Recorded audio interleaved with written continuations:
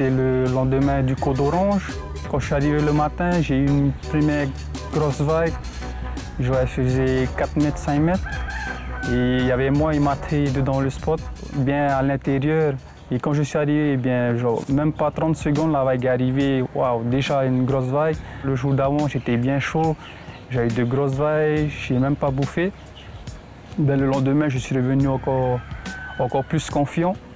Et j'ai eu celle-là, j'ai bouffé méchamment alors qu'elle faisait 4 mètres, une grosse vague.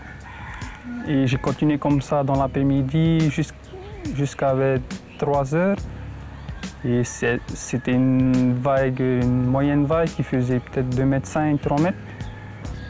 Et j'ai bien bouffé parce que j'étais à l'intérieur. J'ai réussi mon take-off, j'ai bottom.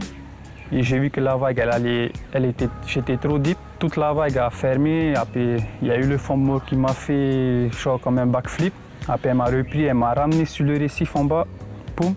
J'ai touché ma tête, j'étais inconscient dans l'eau, à point même que j'ai touché mon dos et j'ai rien senti alors que ça a bien ouvert mon dos. Je me suis réveillé de ce bouffe. Ouais, pour moi, c'était un miracle que je me suis réveillé. Je remercie Dieu de m'avoir réveillé.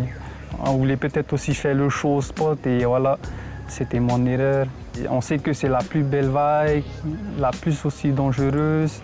Quand tu vas là-bas, tu sens qu'il faut avoir un respect. Tu ne peux pas aller là-bas la tête haute. Il faut toujours avoir ce respect, être humble. Quand tu as le respect envers tout le monde, quand tu es humble, quand tu es calme, eh bien, tu es zen.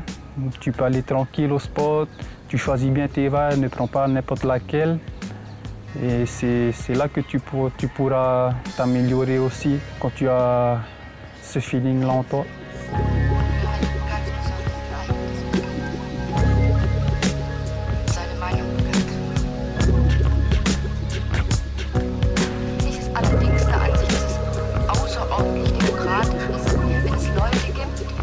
An dieser